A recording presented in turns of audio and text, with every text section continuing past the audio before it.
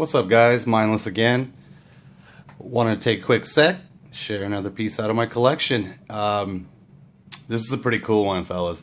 It is a newer piece, a collaboration between John Barker and Peter Rassenti, and it's called the Hogosha.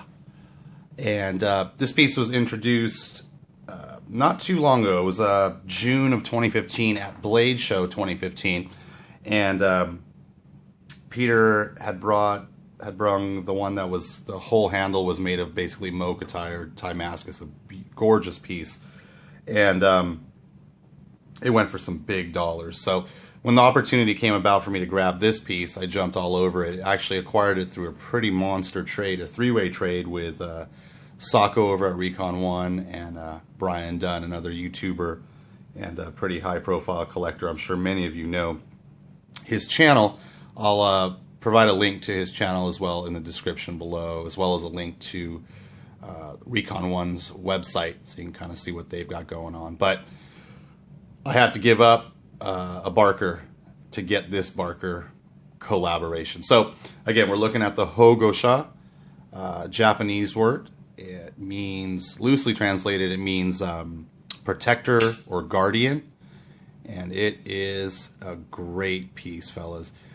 You can see there, you can see the famous Barker grind, the Tonto, gorgeous, the top swedges there, and he's using, their choice on this piece was an amazing Damascus.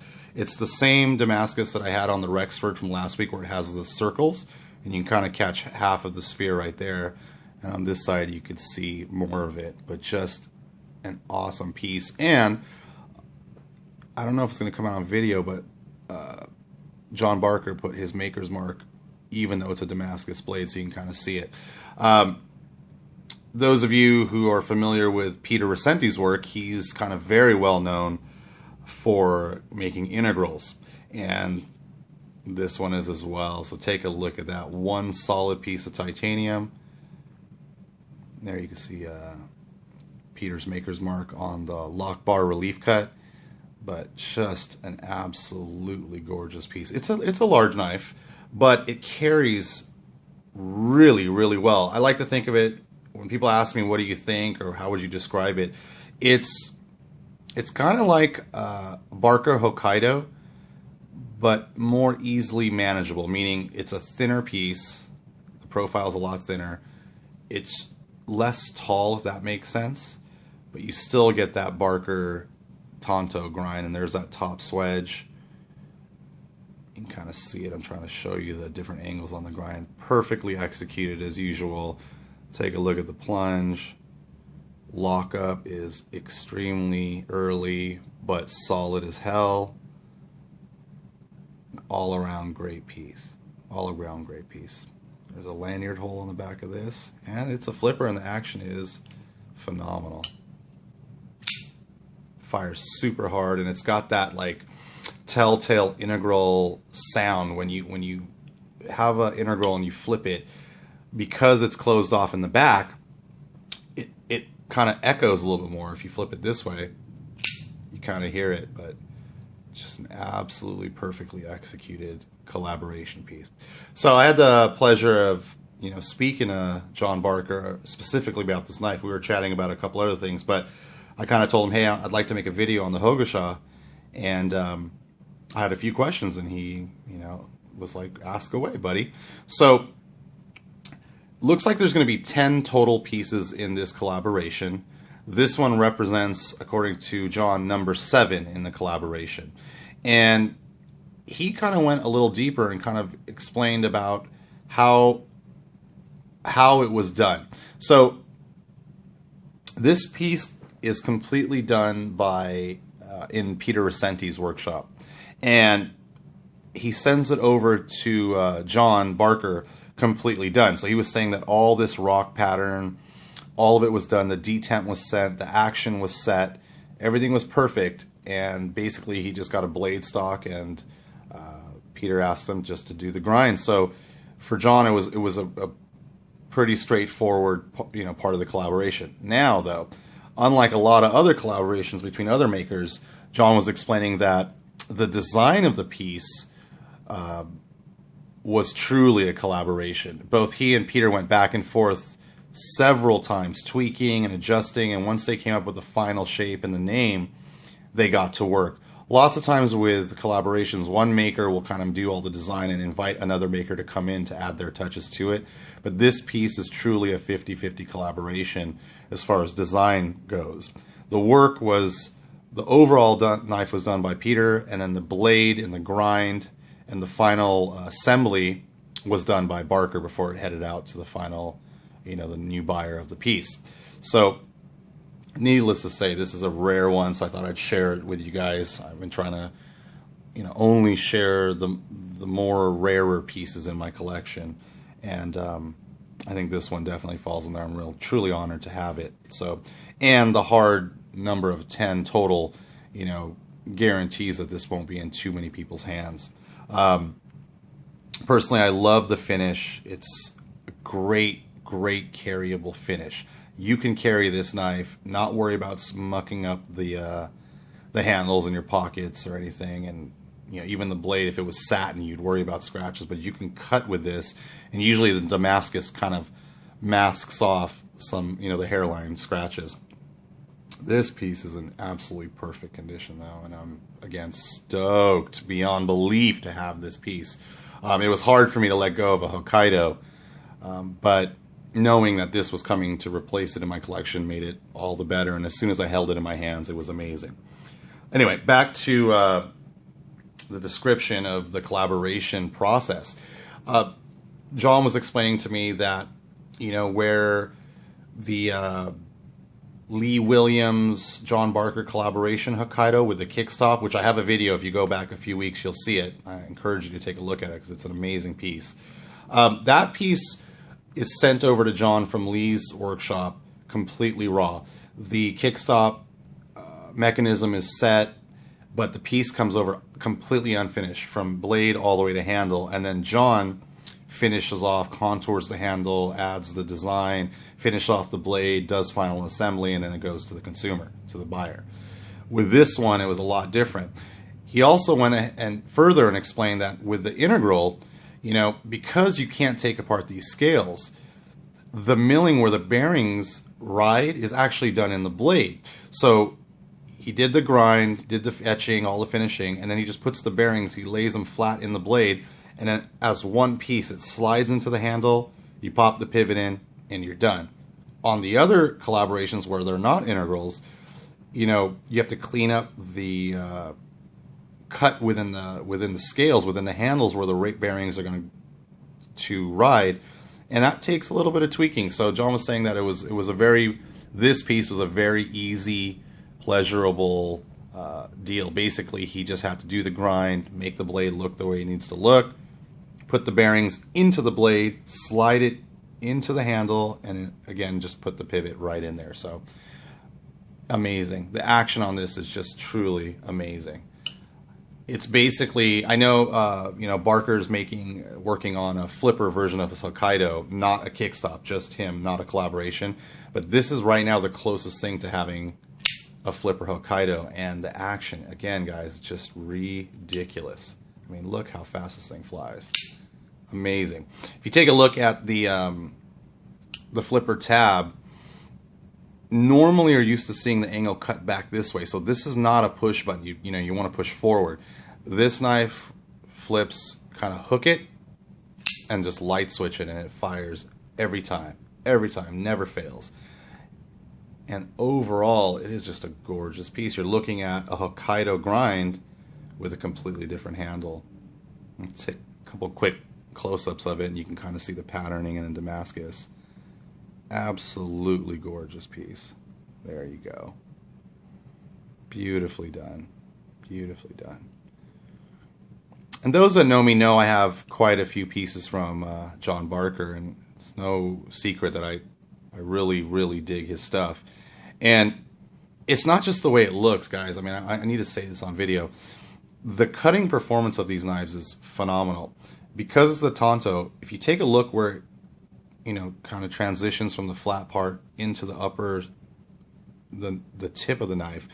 At this point right here, it is wicked. When you're cutting and you just kind of place that portion of the blade on whatever you're doing, whether it's tape or a box. Again, I don't really hard use my knives in the conventional sense of hard use as far as like trees and carpet. I don't do that. But when you're cutting boxes or you're cutting paper or you're cutting tape, you can put so much pressure right at that point that when you slice through it, it's amazing. Works perfectly.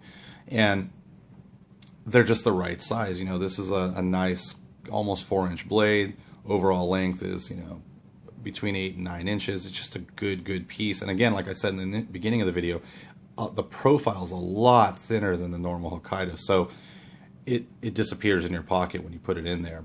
It's just an easy carry. Pocket clip is very well done. Sculpted Damascus, very well done. Just an overall great piece. I'm truly honored to have it, and I thought I needed to share this with you guys because this is a piece you do not get to see too often.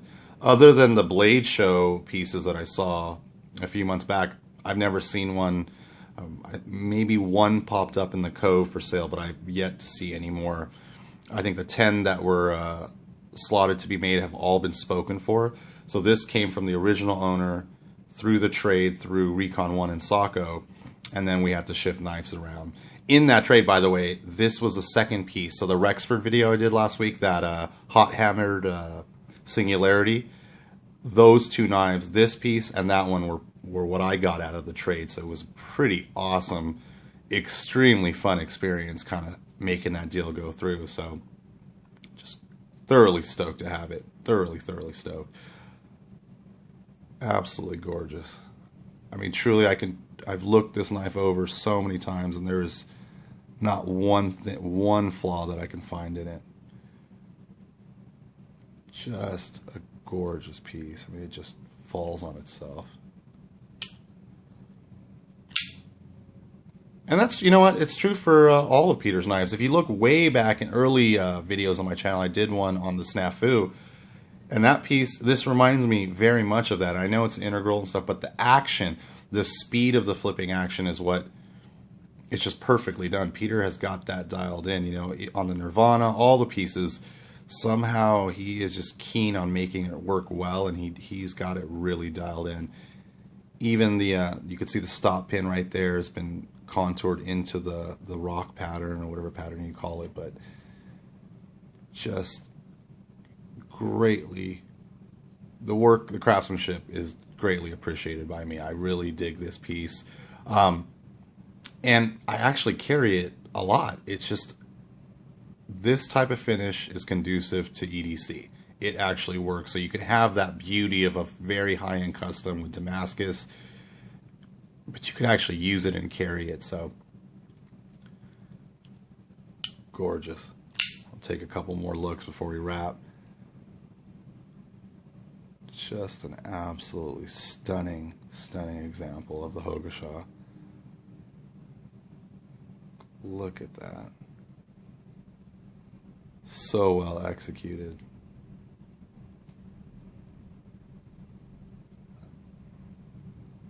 Absolutely beautiful.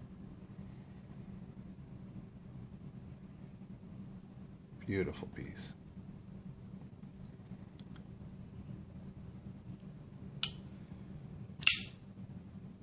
What a great collaboration. When they pre-Blade Show on John Barker's forum, they were teasing this knife, and they just had a couple kind of schematic outlines showing portions of the blade.